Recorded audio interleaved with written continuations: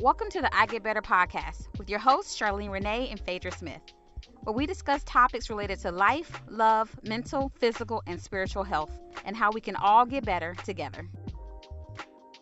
Hello, and welcome back to the I Get Better podcast with your hosts, Phaedra Smith and I'm Charlene Renee. And of course, we love to be able to talk to you guys about things that are going on in our lives from a mental health standpoint. So today's topic is I get better when I get and keep my peace. So we'd like to start with making sure we define the word, because when we define the word or phrase, that gives us the ability to fulfill it. So Charlene, what's the definition of peace? So the dictionary definition of the word peace is freedom from disturbance or tranquility.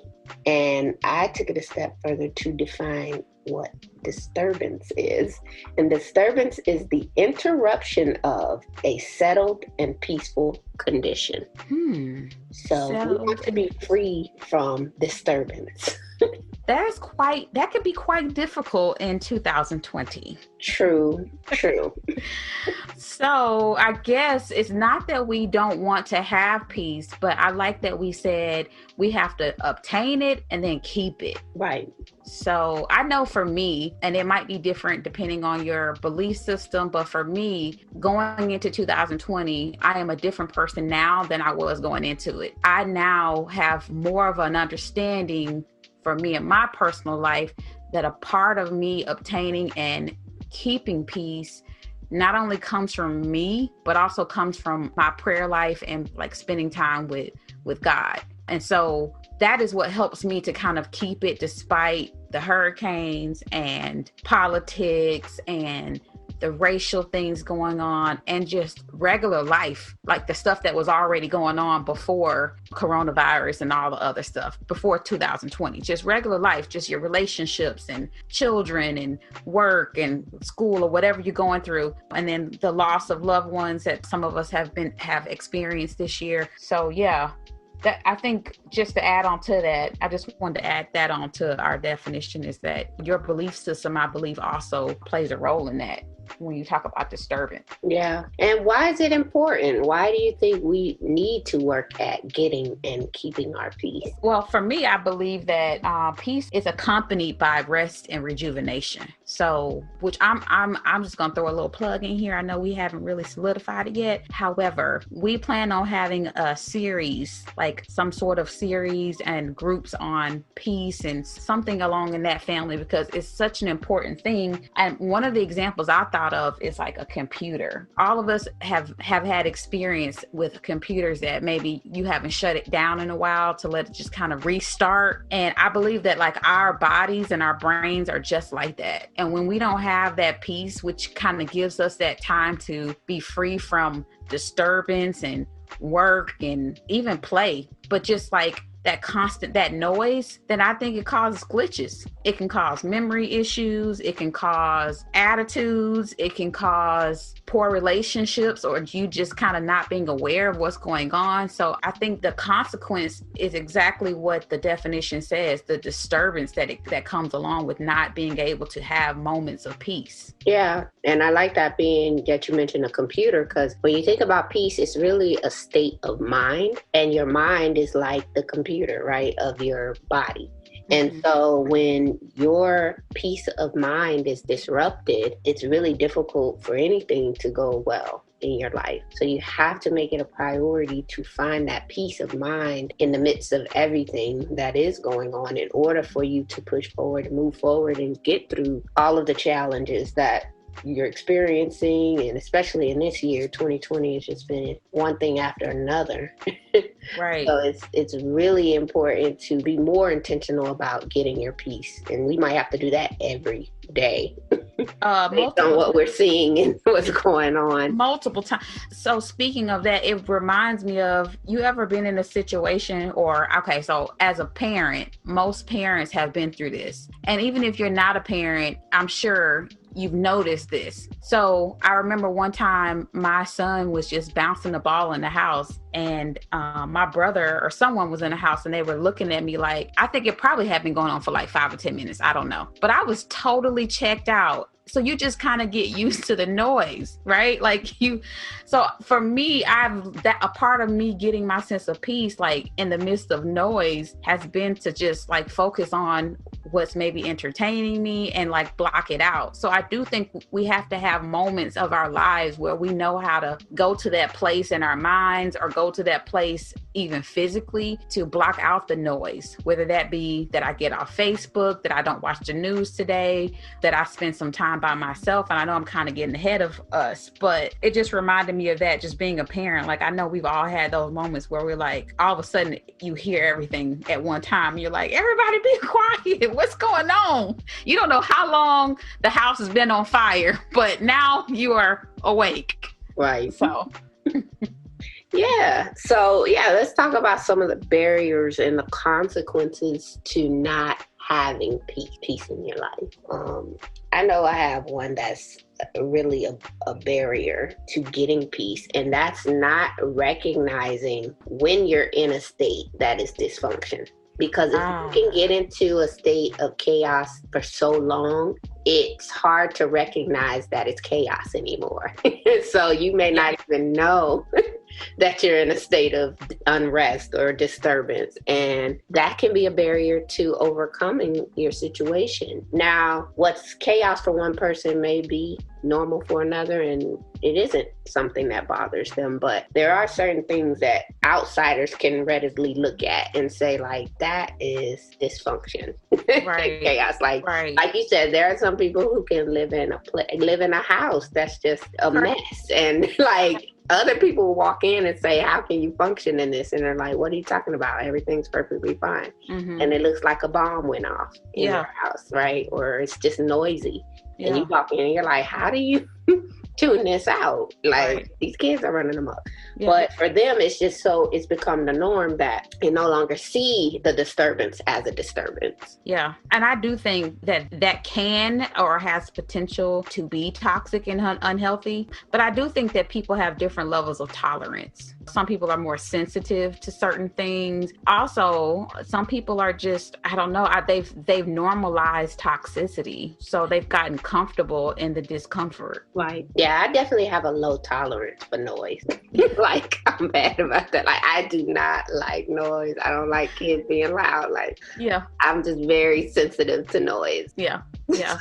No, I am also, but I will tell you, I may have always been like that because it's been just me and my brother. And now I only have 2 kids. And so my kids kind of stay to themselves. And like, when they do get loud, I'm like extra sensitive to it, unless I'm just like hyper focused on something. But I do think that I'm very sensitive to it, but I have become more sensitive because I don't have a lot of space for the noise anymore. I think that like with everything going on, like maybe we've all have this experience in 2020 where it's like you feel like you just don't have the same amount of emotional and mental space that you used to, because a lot of our, I guess, mental and emotional is taken up by the things that we can't control. So it only leaves like maybe a small amount of tolerance for extra noise. So I think that's why as we're talking, we do have to think about those things when we talk about, hey, I'm extra sensitive to these things now, and realizing that, hey, we're in a season where you're already kind of dealing with things that you have absolutely no control of, and they might be taking up way more space in your life than it ever has before. So that's a good point. Yeah. So you were talking about consequences or barriers, right? Which one? Was it barriers? Yeah, one of the barriers. So more, I guess another barrier could be, well, I just talked about it, just like not having that room anymore, the same amount that you used to have. So I have a question for you. You mentioned something. How do you know when it's not normal? How do you get to a place where you become more aware of that? Does that come from something from the inside out all the time, or from the outside in? Like, how do you get to that place of awareness? That's a good question. I don't know. I think it would have to come from the inside out because, like I said, what's normal for you, I can't really dictate. You know, everybody has different lives. But I guess you would have to be able to do some reflection on, like, is the life you're living the life you want to be living? Are you feeling that, you know, you're in a place of comfort and contentment? Or are you finding that you're discontent? So normal, I guess, might not be the right word because everybody lives different lives. But are you... Well, healthy. Right. Are you feeling emotionally stable? That's good. Because there are things that, you know, you can recognize where I just don't feel right. You know, like I feel like, because you can look at certain people's lives and it looks like they have it all together and it's all put together, and they can be tormented internally and we wouldn't know from the outside looking in. And that person may be at a place of disturbance and not at peace. And their house is perfectly clean and neat and orderly, and their children are behaving, and they have a good job, and they're making enough money. Like, all of the things on the outside could be looking like they should be at peace, but yet they're emotionally not at peace. Right. So it's really something you have to check in with yourself and know, like, am I content or am I ill at ease? So I don't know that you can tell someone else if their life's not normal. No, I agree with that. I like the fact that you said checking in with yourself. And I think that's coming up on another podcast, that kind of reflection and stuff. Mm-hmm. But I do think that's a huge part of peace, is being able to, like, check in with yourself, not only just mentally and emotionally, but like, how's my body feeling? Am I having like extra aches and pains that I normally wouldn't have? And sometimes our body is a really good indicator of that. But also that external part is like, maybe like having friendships or people that in your life that can say, hey, you're not looking the same. Mm-hmm. And maybe that's your like cue to check in with yourself. So go ahead. Sorry. I was just going to say, like, a few other things that can keep you from finding peace or from getting the peace or being disturbed in your peace. So there are many things, but just a few I want to touch on is fear, like having a lot of fear about the future, unknown, worrying about what's going to happen in the future, worrying about things you can't control, trying to control other people. That's a big way to disturb your peace, when you're thinking about trying to get other people to do what you want them to do or say what you want them to say, especially in social media, the age of social media. Like, a lot of peace can be disturbed because you want other people to act and respond in the way that you would. And that's something that can really disturb your peace. And I've been disturbed that way. And those are times where I just have to get off the internet for a little bit. Yeah. Because you can't control other people. Even if you feel like you have to speak up in every situation or defend yourself. And those are things that can disturb your peace, when you could just say, you know what, I don't have to put energy and effort into this thing. Correct. And not just social media, but just even in your family systems, in your relationships with your spouses or parents. Like, I feel like the saying goes, pick and choose your battles. Right. Is this something that I really want to devote my energy into, or could I be reading a book? Right. So yeah, I really like that you said that. So let's talk about some ways that you can get and keep your peace. Okay. During this time. You have some. My number one thing was worry about yourself. Stay in your lane. Don't come about yourself. Like, you don't know how many people's peace gets disturbed just because they won't worry about themselves, and they are focusing their time and attention on other people, whether it's what other people have that they don't, that they're, comparing themselves to them, whether other people like them or not, and they're not being validated by other people. Just being concerned with the opinions of others, being concerned with the actions of other people, taking the focus off of you and putting it on someone else, that can lead to a huge disturbance in your peace. So getting more peace can look as simple as just worry about you. Focus. I agree. Mind your business. Some of us, we do have, it comes from a place of love and concern and maybe even fear. Like, I'm afraid if they don't change, then something will happen. So it comes from a very good place. But again, it goes back to that you cannot control certain things. Like, I don't know who told us we could, right, but we have gotten hooked to the wrong definition of peace and love. And so there's an old song that is a church song. It says, sweep around your own front door before you try to sweep around mine. And I think that, like, I ain't never heard that song. Oh yeah. It's an old gospel song. Sweep around your own front door before you try to sweep around mine. Okay. All right, I got it. But you know what? If I concern myself with sweeping my own front door, even if I see your door a mess, I can pray for you. Like, oh God, please help her to see her front door. But man, like, I can get so much. And when I say peace, I think of energy. Mm-hmm. I can save my energy and use it in the ways that are going to be the most powerful. If I'm constantly sweeping your door and everybody else's door, then I got to go home and sweep my own door, or I don't sweep my front door because I'm exhausted. But that's literally what we run around doing on social media, and even in our life at work or at home, even with our spouses, or especially with like our kids and our spouses, because we feel like their front doors are going to affect us, which they may, but again, you can't control that. Mm-hmm. So one that I have is be intentional. I think that, and I'm probably going to say that in almost every podcast, because I think that is so important to be intentional. What does it mean to be intentional though? Like, I'm on purpose not gonna get my peace taken away. So like if I realize that a situation is dangerous for me, on purpose, I'm gonna say no, thank you. I'm going to turn around and avoid it. Or most people would say that they're not being disrupted on purpose, but they're not. It's like, I'm not intentionally being disturbed, but I am disturbed. But are you intentional? Oh, okay, right. But are you intentional about getting to a place? So let's not look at the disturbed part, but the opposite part, which is the peace part, the rest part. That's what I'm saying, be intentional about.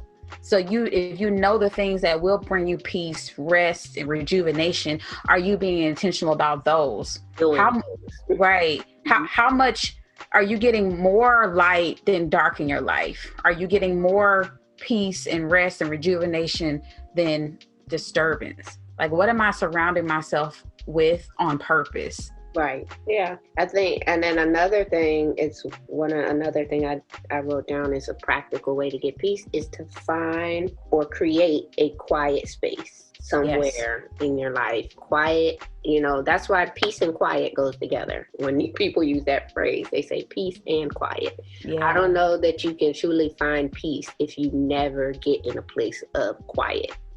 Or have a place. It doesn't matter where it is. If it's sitting in your car, if you have too many people in your house and you can't find a quiet space, get in your car. If you don't have a car, sit outside in nature. If you don't have a place in your house, go to the bathroom when you don't need to use the bathroom, just to find a place of quiet so that you can, like you said, be intentional. Whatever's peace for you is peace for you. It may not be silence, but I think getting some silence sometimes is essential to finding peace. Yeah, I think that's so good. Even a part of being a therapist, one of the essential things you learn has nothing to do with talking. It's about quiet, leaving room for processing, leaving room for feedback. I mean, dang, sometimes we talk so much, even just like to ourselves, or whether it's like we got the music going or we talking on the phone or just whatever, but are we giving our brains time to just like, I'm sure like our brains and stuff are like, will you shut all of this down, because we about to go crazy up in here. And I feel like that quiet gives you time to just like kind of like reflect, and not even just reflect, because that's sometimes a part of the noise also, is the overthinking for some people. So I think meditation is such a good part of it. It's just mindfulness, meditation, putting on something that forces you or teaches you how to have quiet. Mm-hmm. Yeah. And then finally, the last one is to set boundaries to protect yourself and protect your peace. So after you've gotten your peace, I think it's just as equally important to protect it and keep it. And the way to do that is through setting boundaries and not allowing things to come in and take it away or disturb it or decrease your peace. So you have to be able to set boundaries. And that's a whole nother skill to learn. Yeah. I think we should do a podcast on, we haven't done one on boundaries, have we? I think we've talked about boundaries in various podcasts, but we haven't done one specifically on boundaries, but we definitely should. Yeah. Into doing that, because I talk about boundaries quite a lot. Me too. With clients, and I talk about them for myself. You know, Me too. I have very clear boundaries that I'm not willing to cross. I have very clear things that I know I'm not willing to allow, because I've been in a place where I've allowed things to disturb my peace, and it's not good. Once I realized like the value of peace, there wasn't anything I wasn't willing to do to protect it, because to me, it's more valuable than almost anything that I could have. And so I'm going to go to great lengths to set boundaries to protect the peace that I've worked hard to get for myself, you know? So setting boundaries to protect yourself from a disturbance or a disruption. If you think about being in a battle, like you said, Major, like every battle has some kinds of defenses that it utilizes and puts up for protection. And so wanting to avoid getting disturbed or disrupted or riled up requires protection through setting of a boundary. Right. And we'll get into it. Boundaries is such a deep and intricate topic, and it's not just an easy kind of thing to say, oh, I'm gonna have boundaries today.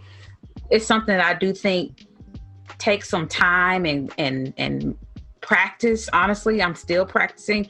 But if you guys want to learn more about boundaries, of course, get into therapy. That's always a good thing. But you can read, like there's a book called Boundaries, and it's on Amazon for $11.49, Henry Cloud. And it might have a religious tone to it. I'm not positive, but it is a very, very, very good book if you want to kind of start to learn. Yeah, I've got a couple copies of the workbook that goes along with the book. Okay. I don't think I ever got the book, but I do have the workbook that goes with the book. He has different ones. So you can do, there are different ones. They talk about family, relationships, work boundaries, friendships, all of that, family. Yep. I'm looking at one that says boundaries in dating, and they're all like $8.79, $11.49, $13.99, like how to have healthy choices and relationships and stuff. And so anyways, it's something that we could all benefit from, but we will be coming out with a podcast on boundaries. Yes. Write that down. Coming soon. So I think that's pretty much a wrap for today. We definitely wanted to introduce you to the concept of getting and keeping your peace, especially during this time. I think it's really important for you to focus on that, being that we're in such a state of everything going differently than we planned this year. With the pandemic and election and all the things that are happening right now in the world. So do what you need to do to get and keep your peace. We need a favor from you guys. We'd like for you to rate and review and subscribe, like us on Facebook, on our Instagram, and just let us know what topics you guys are interested in. We would love to be able to discuss those types of things on our show. Tell your friends and family. These are just really good, I think, concepts that create very good conversations in small groups or with your significant other. These are really good talking points to say, you know, what does our peace look like in our family, or how do we want it to look? So until next time, let's keep getting better so we can do better in order to be better. We'll talk to y'all later. Bye.